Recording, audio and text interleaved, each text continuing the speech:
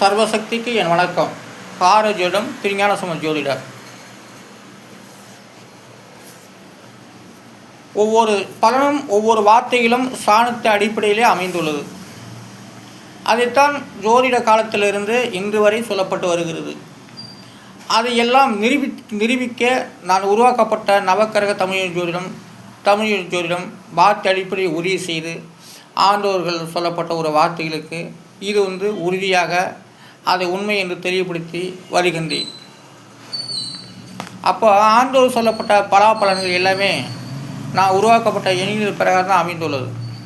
அப்போ ஜாதகம் என்பது உண்மை, சோதிடம் என்பது உண்மை. அதனால் இனி பெயருக்கே கூட நம்ம தமிழ் எண்ணிக்கை பிரகாரம் அவர்களுடைய பெயர் பிரகாரம் பெயருக்கு தகுந்த மாதிரியே எல்லாமே இந்த எண்ணிக்கை அமைந்துள்ளது என்பதை நான் இந்த தமிழ் எண்ணிக்கை பிரகாரம் சொல்லப்பட்டு வருகின்றேன். கொடிமரத்துக்கு 5 எழுத்துக்கள். அந்த 5 எழுத்துக்குரிய எண்ணிக்கை 3, 6, 1, 3, 7 எல்லாம் கூட்டாகி 20. அதோடைய விதி என்பது 2. அப்போ கொடிமரத்தோடைய விதியின் 2. கொடிமரம் 20 அடியிலையும் இருக்குது, 10 அடியிலையும் இருக்குது, 15 அடியிலையும் இருக்குது. ஆனால் 20 அடி கொடிமரங்கிறது 20 அடி தான். அந்த 20 அடியை 9 கிரகத்தை கழிச்சிட்டா மீதி 2. அப்போ கொடிமரத்தோடைய விதியின் 2.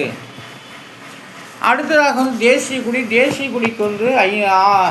5 எழுத்துக்கள். அந்த 5 எழுத்துக்குரிய எண்ணிடம் 8, 4, 2, 3, 6 இதெல்லாம் கூட்டாக 31.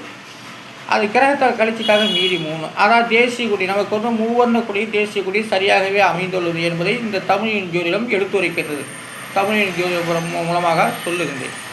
தேசிய குடி மூவர்ண குடி. ஆனால் நம்ம இந்திய நாடு ஒரு விவசாயம் ஒரு பசுமையும் நிறைந்த நாடாக இருப்பதால் தான் பச்சை கீழே காட்டப்பட்டு வருகிறது. ஆனால் தேசிய கொடியுடைய விதியின் 3. தேசிய கொடிக்கு 5 எழுத்து. அந்த 5 எழுத்துக்குரிய 8, 4, 2, 3, 6 எல்லாம் 21. அதனுடைய விதி என்பது 3. அப்போ தேசிய கொடிய விதியின் 3. மூவண்ண கொடியை தான் நம்முடைய தேசிய கொடி, நம்ம இந்திய நாட்டு தேசிய கொடி காட்டப்பட்டு வருகிறது. அடுத்ததாக கட்சிக்குடிக்கு 6 எழுத்து. அந்த 6 எழுத்துக்குரிய எண்ணிடம் 1, 2, 4, 7, 3, 6 எல்லாம் கூட்டாக 21. அதை கிரக அடிப்படையில் கழித்து விட்டால் மீதி 3. கட்சிக்குடியும் விதியின் 3. அப்போ கட்சிக்குடியில் மூவண்ண கொடி என்பதுதான் விளக்கத்துக்கு வரும் என்பதை இந்த தமிழின் ஜோதி பிரகாரம் சொல்லி கொண்டு வருகின்றேன். ஆனால் கட்சிக்குடிக்கும் மூவண்ண கொடி தான் சிறப்பாக இருக்கும் என்று தமிழ் எண்ணில் சோதிய பிரகாரம் சொல்லப்பட்டு வருகின்றேன் ஒழிய. ஆனால் இது தவறான முறையில் நினைத்து கொள்ள வேண்டாம். தமிழ் எண்ணில் ஜோதி பிரகாரம் 6 எழுத்து அந்த கட்சிக்குடிக்கு. அந்த கட்சிக்குடிக்கு என்கிறது 1, 2, 4, 7, 3, 6 எல்லாம் கூட்டாகி 21. அது விதி என்கிறது 3. அப்போ தமிழ் மாநிலத்தில் மூவர்ண கொடிகளுக்குத்தான் மவுசு என்று இந்த தமிழ் ஜோதிடம் சொல்லப்பட்டு வருகிறது. அடுத்ததாக மேகரேகைக்கு 4 எழுத்து. அந்த 4 எழுத்துக்குரிய எண்ணிடம் 2, 1, 4, 5 எல்லாம் கூட்டாக்க 12. அது கிரகத்தால் கழிச்சிட்டாக்க மீதி 3. அப்போது மேகரேகைக்கு 2, 1, 4, 5 எல்லாம் கூட்டாக்க 12. அதோடைய விதி என்பது 3. அப்போ மேகரேகைக்கு விதி எண் 3. மேகத்துக்கு ரேகைகள் உண்டு. அப்போ 12 சாணமும் அதிலே மேகரேகை அமைந்துள்ளது. அதாவது வெவ்வேறு இடத்துல ஒரு இடத்துல மழை பெய்யும், ஒரு இடத்துல மழை பெய்யாது, ஒவ்வொரு இடத்துல வெயில் அடிக்கும், ஒரு இடத்துல பனி பெய்யும். அதான் மேகரேகை. அதாவது மேகரேகை என்பது 12 ஒரு ராசி மண்டலம் என்றால் 12 வீடுகள். அந்த 12 வீட்டையும் சுற்றி கொண்டு வருகிறது இந்த மேகரேகை என்பது. அப்போ மேகத்துக்கும் ரேகைகள் உண்டு. மேகரேகை அதனுடைய விதிங்கிறது 3. அடுத்ததாக ரேகைக்கு 2 எழுத்து. அந்த 2 எழுத்துக்குரிய எண்ணிடம் 4, 5 அதை கூட்டாக்க 9. அது கிரகத்தால் கழிக்க முடியாத 9 தான். அப்போ ரேகை என்று சொல்லக்கூடியது நம்ம ரேகைக்கு கூட ரேகை இருப்பது 9 நவக்கிரகம். அந்த நவக்கிரக பிரகாரம் தான் நம்முடைய அன்றாடம் வளர்ச்சியும் யோகமும் ஆயுளும் முடிவும் எல்லாமே நடக்கின்றது. அப்போ ரேகைக்கு நம்மளுடைய ரேகையில் 9 கிரகமும் இருக்கின்றது. அந்த கிரகங்கள் மேலே உள்ள கிரகங்கள் நினைக்கின்ற நேரத்திலே நம்முடைய ரேகைகள் அன்றாடம் பலன் தரப்பட்டு வருகிறது. அப்போ மேலே இருக்கின்ற கிரகங்கள் நினைத்தால்தான் கைரேகை நினைக்கப்படும். அப்போ கிரகங்கள் நினைக்கும் போது இந்த ரேகை அமைந்து விடுகிறது. அப்போ மனிதனுடைய வாழ்க்கை கையிலேயும் உண்டு. அப்போ ரேகையில் ஒவ்வொரு கிரகமும் ஒவ்வொரு இடத்துல அமரும் போது நம்ம ரேகைகள் நினைக்கும். அந்த நினைக்கின்ற நேரம் தான் அவர்களுக்கு வாழ்க்கை மலரும். சிலருக்கு வாழ்க்கை துவண்டு விடும். அதனால் ரேகை அடிப்படை தான். ரேகையிலே 9 கிரகங்கள் உள்ளது. ரேகையிலேயும் 9 கிரகங்கள் உள்ளது என்பதைத்தான் நான் இந்த தமிழின் ஜோதிடப்பராக சொல்லுகின்றேன். ஆண்டோருக்கு வந்து ரேகை கிரகங்கள் எல்லாமே 9 இந்த கையிலே அமைஞ்சு போச்சு அப்படின்னு சொல்லியிருக்காங்க. அப்படி நடந்துக்கிட்டு தான் இருக்குது, பார்த்துட்டு தான் இருக்காங்க. ஆனாலும் இந்த ரேகை என்பது நம்ம கை ரேகையில் 9 கிரகமும் 12 இப்போ ராசி வீடு 12மே அமைந்துள்ளது.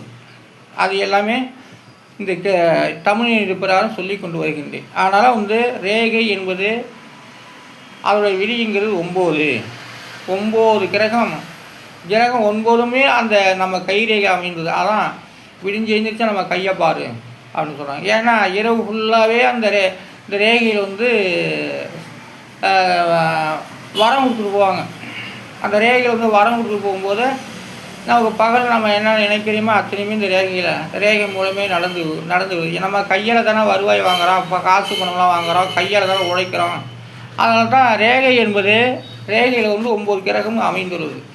அந்த மண்டையிலையும் அதான் இங்கே ரேகை என்ன சொல்லுதோ அதான் மண்டையிலையும் எழுதியிருப்பாங்க. அதனால் வந்து அன்றாடம் கையில் வந்து நமக்கு வந்து கடவுளோ எண்ணும் எழுத்தோ நம்ம கிரகங்களோ அத்தனையுமே ரேகை பிரகாரமே எழுதப்பட்டு வருகிறது. ரேகையில் எழுதி விடுகிறார்கள்.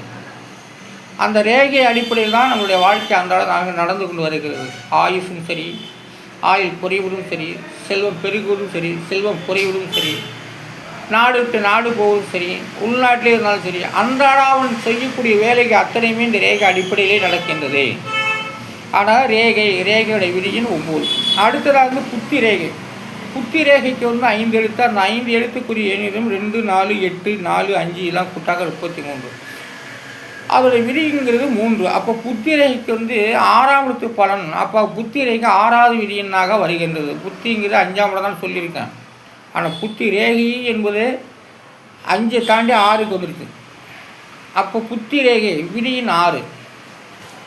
அந்த 6வது கிரக ரீதி இப்படி தான் மக்களுக்கு வந்து புத்தி ரேகை புத்தின்னு சொல்கிறவங்களுக்கு தான் அது எல்லாத்துக்கும் உண்டு. அதனால் வந்து புத்தி ரேகை என்பது 6வது விதியின் பிரகாரம் நினைக்கப்பட்டு வருகிறது. அடுத்ததாக வந்து தனரேகைக்கு வந்து 4 எழுத்து. அந்த 4 எழுத்துக்குரிய எண்களிடம் 7, 9, 4, 5 எல்லாம் கூட்டாக 25. அதோடய விதி என்பது 7. அப்போ தனரேகைன்னா தனதானியம் தான் விவசாயத்தக்க சார்ந்து. அதனால் விவசாயம் பொன்பொருள் எல்லாமே அதில் வருது தனரேகையிலே. தனரேகை உள்ளவன் தான் குபேரனாக இருக்கிறான். ஆனால் தனரேகை என்பது தான் அஷ்டலட்சுமியாக இருக்குது. தனரேகை என்பது தான் தனலட்சுமின்னு சொல்லப்படுகிறது. அந்த தனரேகை வந்து விதியின் 7. அந்த தனரேகை வந்து அவங்களுக்கு வந்து நல்லா அன்றாடம் இரவிலே எழுதி விடுகிறது. கிரகங்கள் நினைக்கின்ற போது தனரேகையும் நினைத்து நமக்கு வந்து திருவருள் செய்யப்பட்டு வருகிறது கை மூலமாகவே. அதனால் தனரேகையோட விதியின் 7.